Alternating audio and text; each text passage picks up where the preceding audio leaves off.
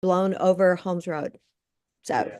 it's a mess where you have snow. We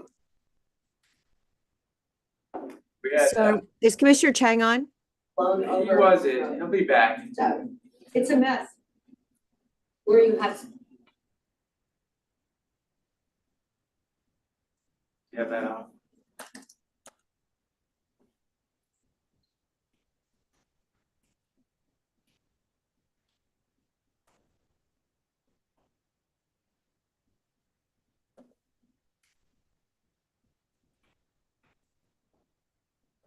We have a sheet metal D on the back porch, just hanging on the wall, just to, just a D.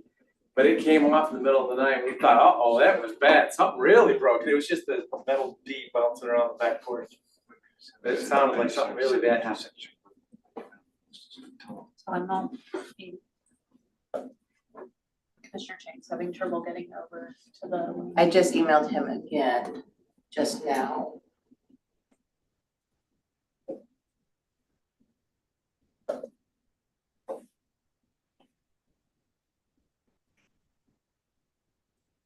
Sent it like 1 minute ago to him again. So this is the originally published link, is my understanding. Correct. Yeah. So how come it didn't work originally then? Because when I would go on it, it said they're using another link. That was my error message I kept getting. We are not 100% sure, but I think we'll figure this out for next week. And I think this might be our only hybrid in-person. and Next week virtual. is online. Yeah, The recurring are gonna be all online. essentially if we as the host start a different meeting, no one can get into a different meeting that's linked to this account. So I think we may have had some confusion about structure of how this one was set up. So apologies, but thank you for bearing with us. I don't think I would have gotten there because the roads were so bad, but I feel like I should have tried now. But you were able to get your coffees. Yeah, at least I got my caffeine for the morning, for the day. But no, it was yeah. So Doug's on.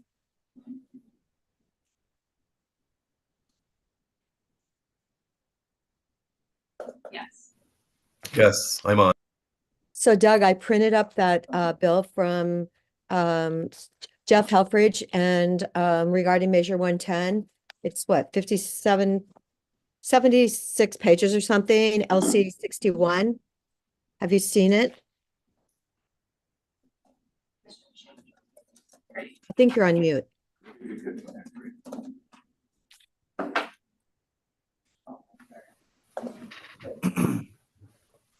So there's Commissioner Chang. We have all three commissioners and a lot of departments this time.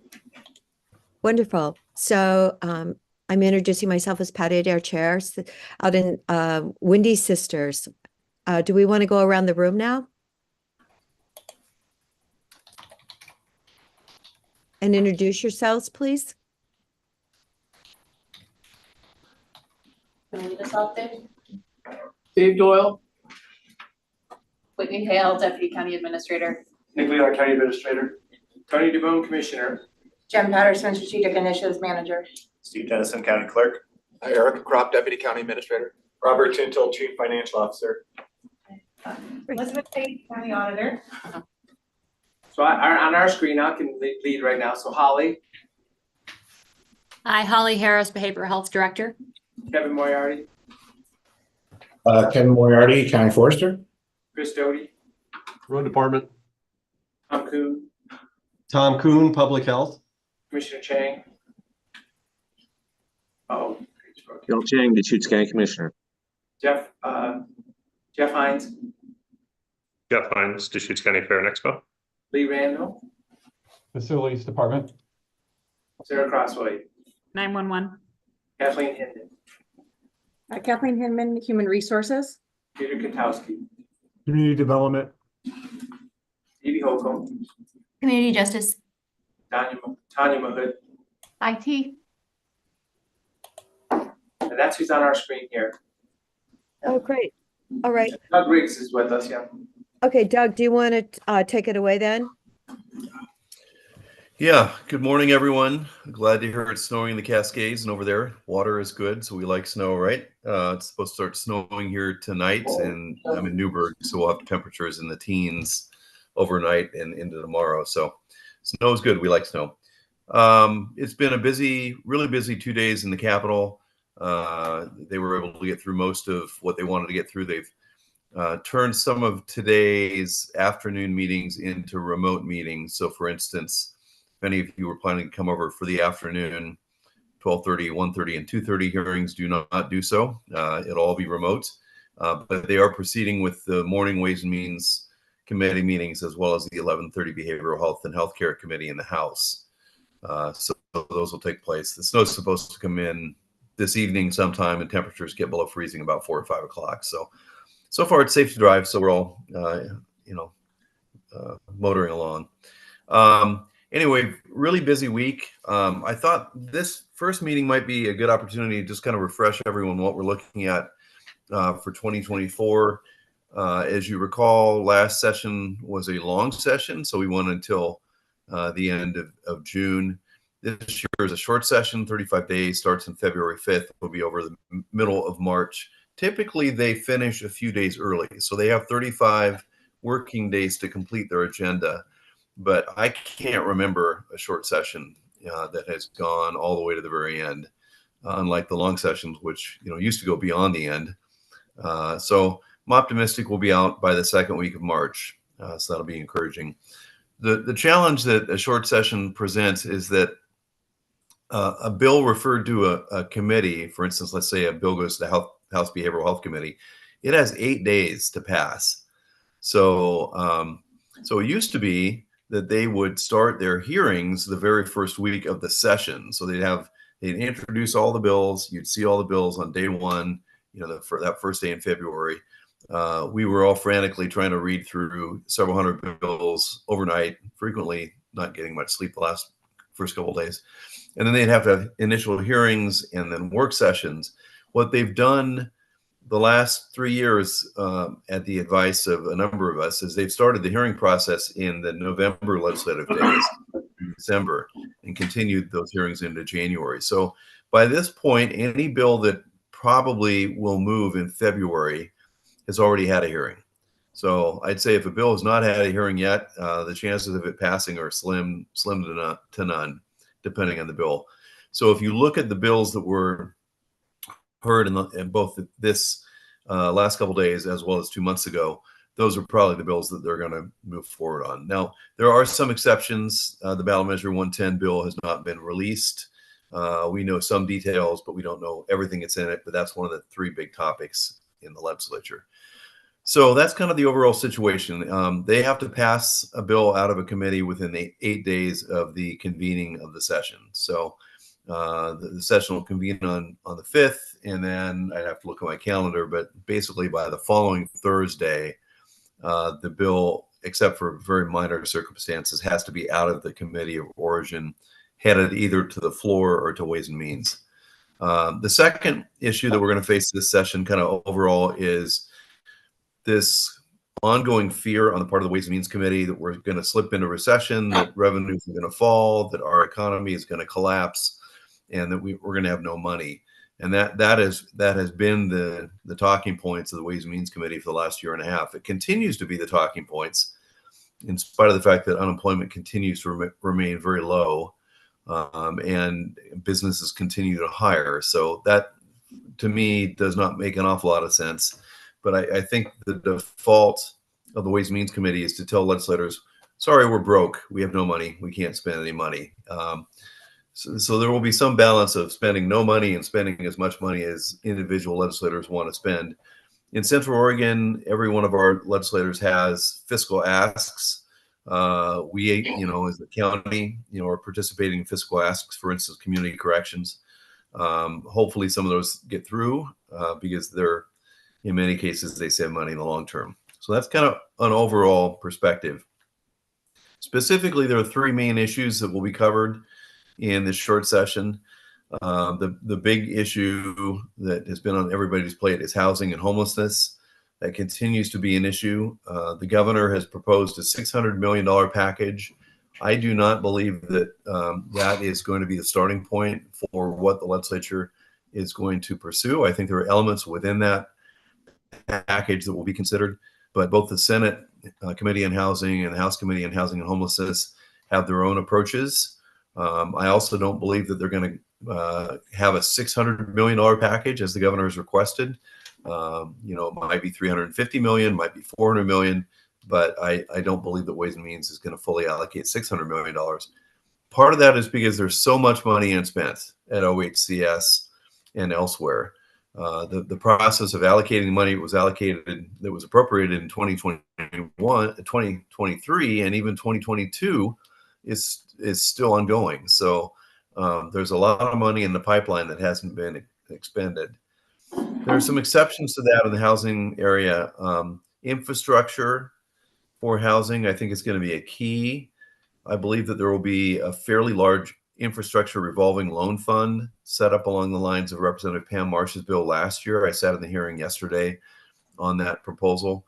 I think there will also be some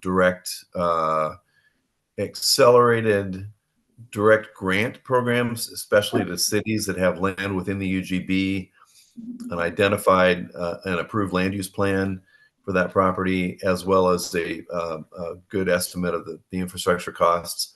And that's a bill by Representative Lucetta Elmer. There are about 13 cities that are kind of in that category. And that'll be fast-tracked. And then the loan program and other grant programs will be rolled out through a rulemaking through OHCS or business development, which will take a lot longer period of time. And then there are other issues like shelter funding. There is a $65 million bill that was unveiled yesterday, LC 158. It includes $65 million for ongoing shelter operations and funding. As you recall, some money was made available for shelter operations this past fall, I believe. I think there were a couple in Deschutes County, or a couple of the counties determined they weren't eligible or turned down the money because they didn't think it was ongoing. It was a one-time expenditure. This is meant to kind of address those concerns. But obviously in 2025 and 2027, we're going to have to come back and talk about shelter funding again. So that's housing. I'm happy to answer any questions on that, or I could turn to the other two major topics that I see in the 2024 session. So Madam Chair or Commissioners, whatever you'd like me to do, I can do.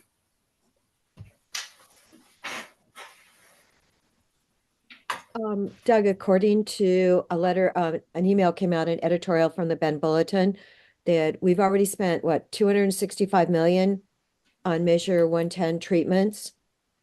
That was from the Bulletin. I just wonder, how is that going to relate to what you're talking about with the housing issue? Yeah, Commissioner, maybe I'll turn to ballot measure 110 and give you a quick update of what I know, and might be able to answer your question in that overview. Ballot measure 110 is the other big policy issue that is really going to take up much of the oxygen in the room in 2024. This week, for the first time, the majority on this new Addictions and Treatment Committee, it's a joint committee, House and Senate committee, Representative Krupp and Senator Lieber. So Representative Krupp, obviously our legislator, and Senator Lieber from the Beaverton, Washington County area are the co-chairs of that body. They revealed that their initial plan is to make modifications or recommend modifications to ballot measure 110 by creating a Class C misdemeanor for two areas. One is possession of certain substances, and the second is use of certain substances within an enclosed area in front of youth. In particular, that's been a huge concern, and I think something that youth programs are seeing an increasing amount of youth exposed to some really pretty serious substances at very early ages. There's also an element of that has been floated, which would be expungement of that misdemeanor if the individual completes treatment. Expungement might be a little more unpopular with some folks, but that's part of the package. Commissioner, I think as you mentioned earlier, there's also an alternative that was unveiled by the Republicans, and that's one of several alternatives. There are the pro ballot measure 110 people want no changes whatsoever, and so there's a gigantic coalition that has convened to oppose any changes in any way, shape, or form to ballot measure 110, which I think is a little bit like burying your head in the sand. But be that as it may, there are several dozen progressive groups that have lined up against any changes at all, and led by Tara Hurst of the Justice Recovery Alliance. So I don't think the legislature will adopt that approach. I also don't think that they're going to adopt the approach suggested by some to completely repeal the measure, including all of the funding for the treatment programs, et cetera. So I think they'll probably land up someplace in the middle. The big issue is going to be, and this is what the Republicans were complaining about in the committee the other day, they don't want a Class C misdemeanor. They would prefer a Class B or a Class A misdemeanor, which gives the local authorities the opportunity to negotiate downwards, heavier hammer, but negotiate downwards. So I don't know where they will end up on this. And then another element here is sobering centers, which I think everyone agrees need to be funded at a more robust level. Some counties are moving ahead with those, as you well know. And then there's the eternal question of the workforce. So how do we, even if we wanted to have full treatment resources for everyone who might be given this new Class C misdemeanor or whatever, there aren't the workers, the skilled professionals to meet that need, and there probably are.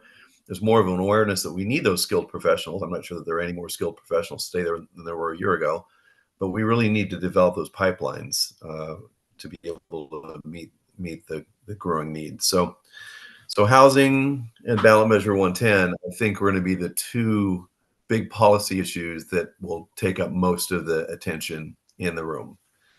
The third, go ahead, Commissioner. I noticed Commissioner Chang had his hand up. Maybe you want to see what he wants addressed at this moment.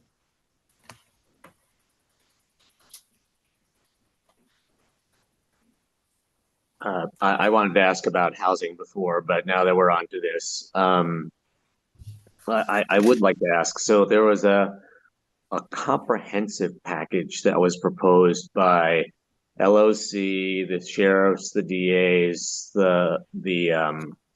the police chiefs, and I thought that was actually a really good package because it both reimposed criminal sanctions, but also created some of the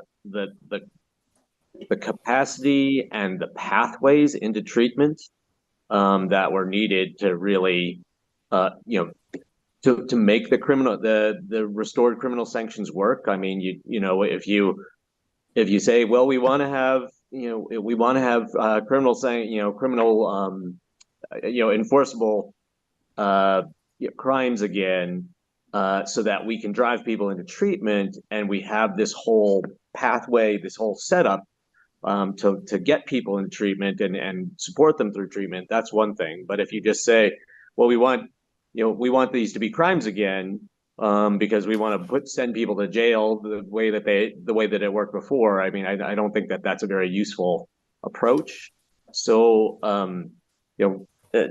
Doug, you've discussed how there's negotiations about Class C, B, or A misdemeanors is going on. Can you talk about what's going to be done in the other parts of the system to actually create those supports and drivers and capacity for treatment? Yeah, Commissioner, happy to do so. I think I've been pleasantly surprised that the proposal that you mentioned has been very well received by the legislature. I think it was viewed as a comprehensive, thoughtful approach to the situation. I think it is going to be, it's more likely than not that once we see a bill from Representative Krupp and Senator Lieber, that it will have a number of those elements in it.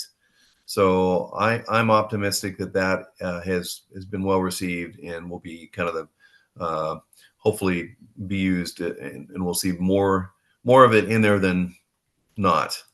Because I think you're exactly right. I mean, for instance, on a slightly different issue but directly related, DV has been working with the county folks and the legislatures on the community corrections issue. I mean, obviously, if we already have a shortage of funding for that, and if we end up putting more people through the system in any kind of even a minor recriminalization, we're going to have the resources necessary to be able to address that issue.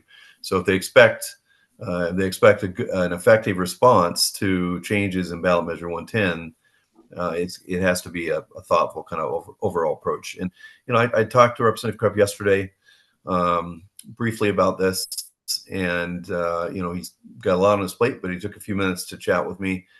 They're really thoughtfully considering all the proposals, and I think the input from the counties and the cities and the sheriffs and the police chiefs have been very, very helpful.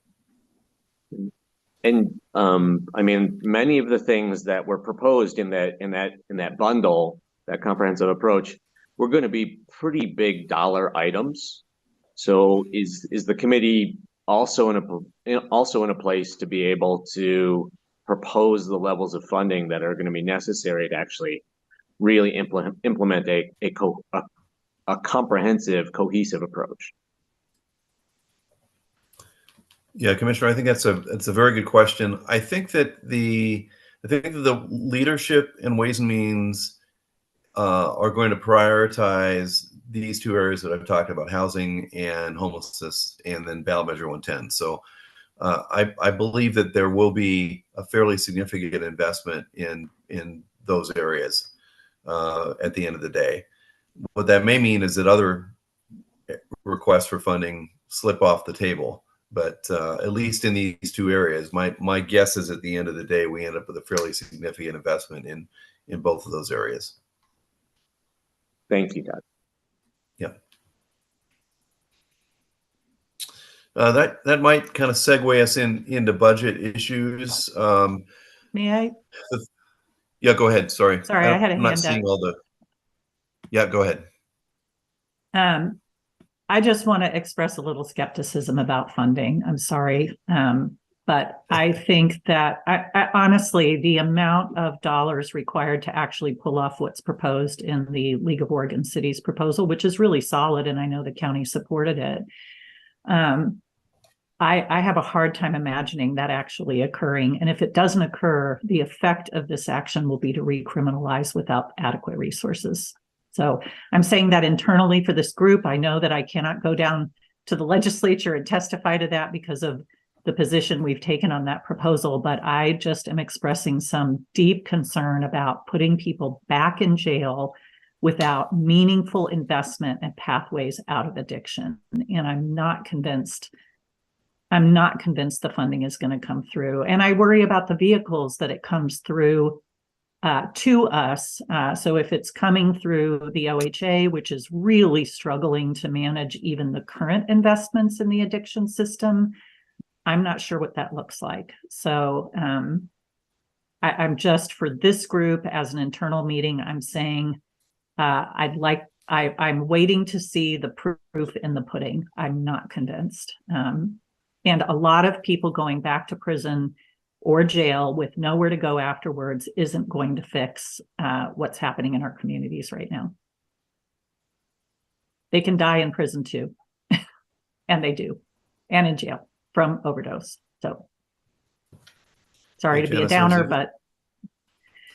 Well, there's an interesting question asked by a legislator at the very end of one of the hearings a couple days ago, and I think the cameras were turned off when this question was asked. But the question was,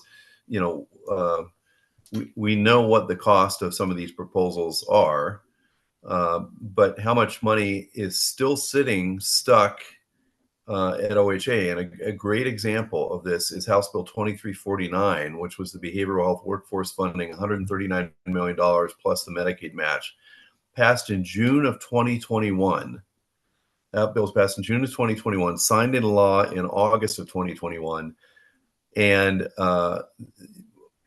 there's great confusion about whether or not any of that funding got out before last summer. So it took, at the bare minimum, 24 months for the OHA to get critically needed behavioral health workforce money on the streets. And the other question that has been asked of the Oregon Health Authority is, by the end of the day, how much of that $139 million actually hit communities? And OHA can't answer that question because so much money was spent on the staffing internally to try to develop the rulemaking, which got delayed several times, and get the RFPs out. That the belief is that 25% of that funding evaporated into thin air. So that is an overall question, Janice, that I think is really important, because in housing, we've allocated $2.2 billion or more for housing efforts in the last 2 long sessions and a short session.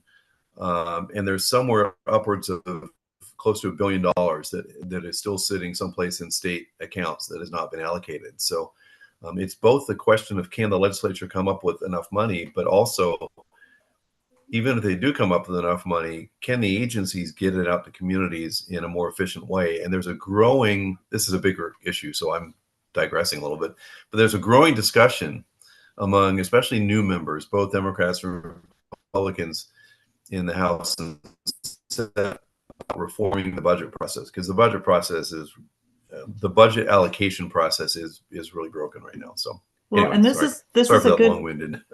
It's a good reason to keep an eye on the Tackling Admin Burden Work Group as a concept. It could be applied more broadly. I would say that one of the huge barriers to getting dollars out is the enormous amount of micro-regulation that occurs because of rulemaking and hurdles. So the MAC group actually went very quickly getting money into the community for beds for homeless, and that's because they got out of their way.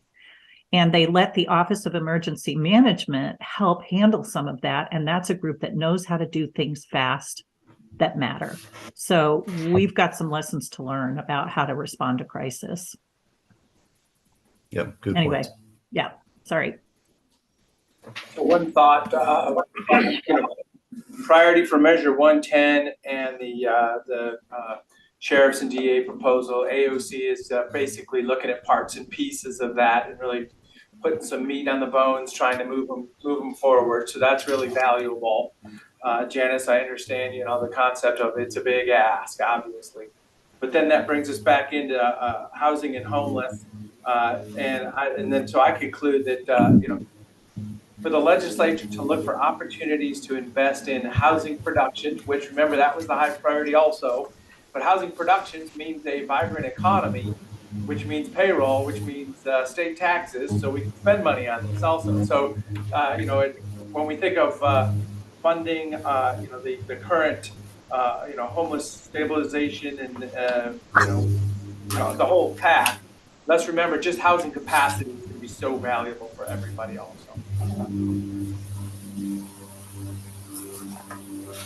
Yeah, thanks, Commissioner. Representative Lucetta Elmer brought up that very point in a hearing yesterday. She has a housing infrastructure proposal that fast tracks housing through an accelerated process.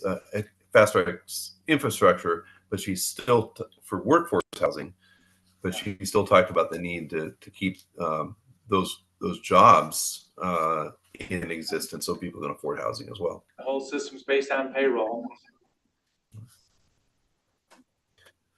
So let me just turn to a couple other areas really quickly, and then maybe we can open it up for questions.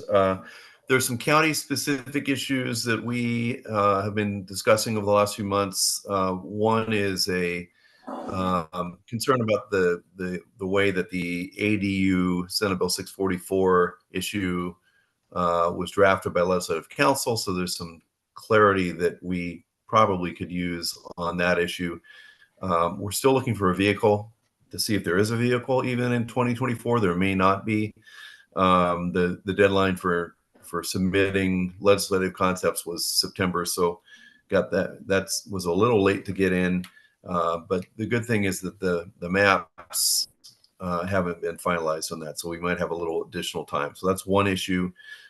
Transportation, I think, is going to become, when I come back next year, when I list the major issues that the legislature will be considering, transportation funding will be one of them. We all saw ODOT's initial proposal to basically wipe out winter road maintenance in the Cascades. That $19 million has been magically restored with an agreement from the leadership and the governor. But it does kind of speak to a long-term issue, which is over the long term, we expect at some point gas tax revenues to begin to decline. They have not yet begun to decline, but they will at some point as the transportation system moves away from internal combustion engines and more towards EVs. But the cost of maintenance, that's really the problem. The cost of construction in the transportation sector is up by 38%. And that's an old figure. It's probably up more. Chris is on the line and could tell us that. But it illustrates the need for us to, the state, like every state and the federal government, is going to have to evaluate how we pay for projects. And tolling, which ODOT has rolled out in a disastrous way in the Portland area,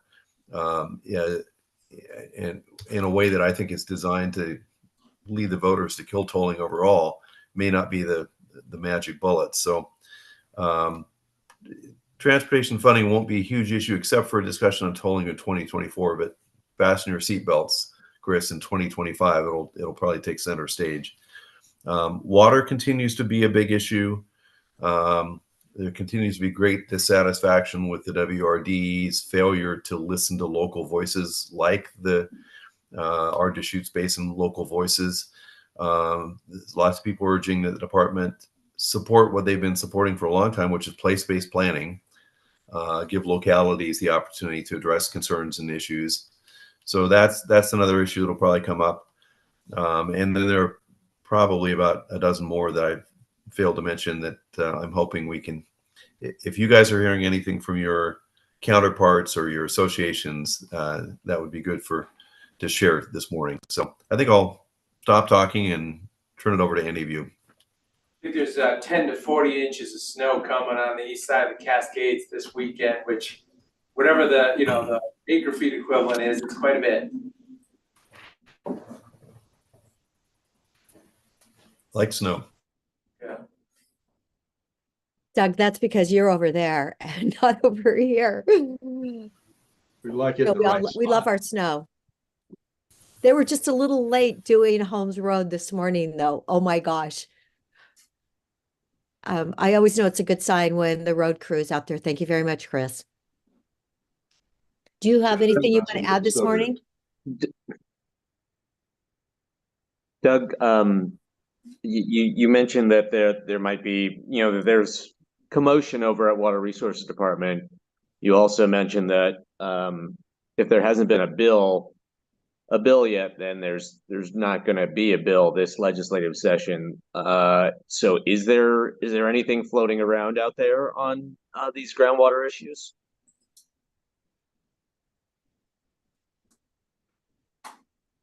You're on mute.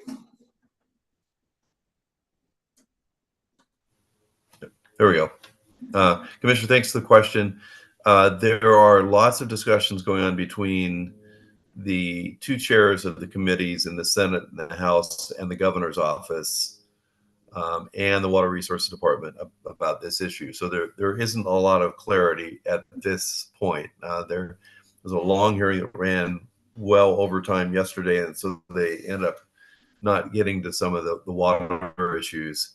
But the part of the issue is that the Water Resources Department extended their process by a couple months, and they added 2 rules advisory committees, one of which met in December, one of which is meeting later this month to consider additional input. So I think the legislature and the governor have already had some impact on the department and telling them, hey, you need to do a better job of listening to communities and taking their voices into consideration.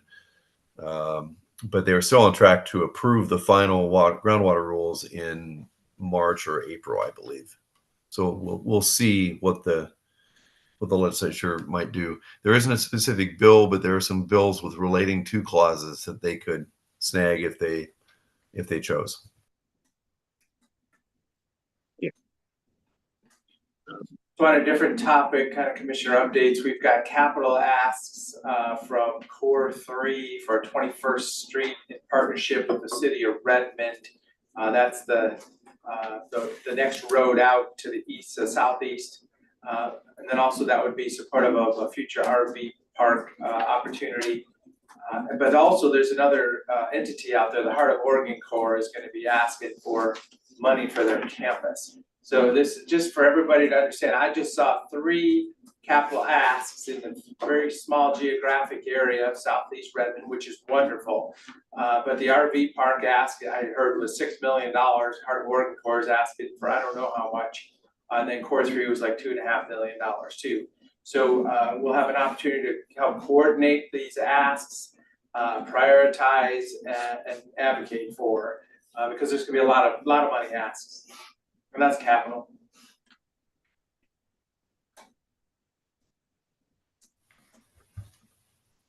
Yeah, Commissioner, thanks. There also, I know Bend, Redmond also have some financial asks this session. So I haven't seen any from Lapine or Sisters, but I know that Bend and Redmond both have asks as well. Commissioner Chang has his hand up. Yeah. If there was more to be said about the capital asks, please continue. But otherwise, I wanted to pivot over to fire. Yeah, go ahead. So Senator Steiner had a work group focused on adequately funding fire suppression capacity over at ODF. It sounds like they've kind of broadened that a little bit. Now they're looking at resiliency and prevention measures as well. But there is also a proposal, not a bill, not a legislative proposal. Well, I guess there would need to be a bill to enable a ballot measure, statewide ballot measure from Senator Golden. That was more severance tax focused, and I was just curious about your perspective on whether either of those concepts is going to have any is going to be moving in this short session, and if so, how do we engage on that? Yeah, Commissioner, I haven't heard specifically about whether or not those 2 proposals will move ahead in the short session. I'll look into that and get back to you on that. And within a couple of days, get you an opportunity how to engage. Did have a meeting with Senator Golden in December. I went down to Ashland and had coffee with him. Had a good meeting with him. Talked about the ADU bill and the help that he provided. I know he's got a good relationship with the county and with you. So I think if we have input, he's certainly someone who's receptive to our comments. Yeah, no, I mean, there's in my mind, there's 2 questions. There's what's the right solution for the state, but also how does this affect Deschutes County? Because the Senator Steiner's work group's proposal could result in a whole lot of property owners in Deschutes County paying a whole lot more taxes and fees. But I'm not necessarily persuaded that we get a whole lot additional benefit out of that proposal. While Senator Golden's proposal is, since it's severance tax focused, and we have so little industrial timberland in Deschutes County, and there's so little harvest happening on it because, they liquidated most of the valuable material, over the last 20, 30 years, the fiscal impacts of Senator Golden's proposal in Deschutes County are very small. So one of them might be better for the state level, but certainly Senator Steiner's work group's proposal costs Deschutes County a lot more. And, if those bills are moving, I want us to be able to engage on that issue. Yeah, I'll follow up with you. I'll check into that and follow up with you in the commission. Thank you.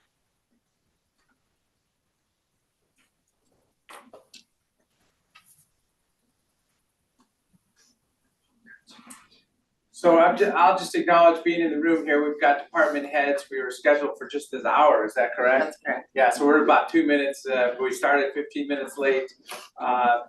Commissioner Dare, I don't know where you want to take it now, but either wind up or get a few hot topics from department heads. Yes, do, any of the department heads at this time want to bring anything up in the last 2 minutes? I don't, I know you may have something incredibly important to say. And I did want to mention behavioral health for teenagers. Doug, if we asked for something last year, I believe there were 4 facilities asked for, nothing happened with that. If there's any way to sneak that in, so we can get that, I would really appreciate it. Yeah, Commissioner, just really quickly, it was just this past week announced a $25 million package that will be funded by the CCOs. And some of that funding is for youth addiction, substance use treatment, disorder treatment. But that remains a huge issue. The lack of resources for youth who have addictions issues needs to be addressed. And that's something that was actually a hearing on a couple days ago. And I can send you the meeting materials from that hearing as well. But very good point. Okay, thank you so much. I see something from Holly. Yeah, my understanding on that, on those dollars, Doug, is that they are not planning to have any of that come to the Deschutes County area or the Central Oregon region. So I think that's a huge concern for us, as we all know that we are in dire need of a child psych facility in our area. Yeah, I think there are 2 trillium facilities in Corvallis and Portland, the Children's Farm Home, the Perry Center, the Parrot Creek facility in Clackamas County, and then I think one in Douglas County that will get money. So, but you're exactly right. But it kind of goes back to the Sanchez bill from 2023 that did not pass, and she's not reintroducing this for that bill for this session. So there's some other child welfare and substance abuse things that we can discuss later. It would take me too much time to go over them right now. If I could just flag that I went and visited with Representative Sanchez in November during Ledge Days, and she said that that bill, I guess it was 3126, I think was the number, will not be reintroduced in the short session, but she's open to reintroducing it in the long session. But she also really needs to hear from people that they are interested in it and excited about having these regional centers established around the state. So I think it would behoove us to make sure we're on her radar for the long session, the next long session. And it was kind of a weird bill, because it said, there'd be 3 or 4 of these regional centers set up, but it didn't specify where. And so without specifying where, it's pretty hard for, communities to kind of coalesce around advocating for the bill. But it sounded like the other likely location would be in Eugene or, Lane County area. So maybe we can, between now and long session 2025, we can be working on building a statewide coalition. Yeah, good point. I'll chat with her. Just as an aside, she may be the next speaker. So it sounds like we don't know when the speaker race will be. Dan Rayfield is running for Attorney General. The legislature must be in session to elect a new speaker. So if they adjourn before the end of the short session without electing a new speaker, they will just have the same speaker who's running for higher office, which is problematic. It was assumed it was going to be Julie Fahey, but Sanchez has jumped into the race and is garnering quite a bit of support. So Sanchez may end up being the speaker. Entirely possible. Okay, great. I noticed that it's what, 9:02. If there are no other hands raised, no other comments, you can always get a hold of Doug. Oh, Doug, you have your finger up. Well, I'd just say you all have my emails. Make sure you're carbon copying Jan and Nick and Whitney I'll take a look. But if you see anything from your associations that you're members of, or task forces, or subcommittees of AOC, please do send those to us. It is super helpful. I only have 2 ears, and combined here we have 60 more ears that are hearing things and picking things up. But keep us updated on issues. It'll be fast and furious. So the earlier you can flag issues that we just need to keep an eye on. Corey and I will be putting together a bill tracking list and a spreadsheet to keep track of things. So keep the cards and letters coming. Great. Thank you so much. Thank you, everyone.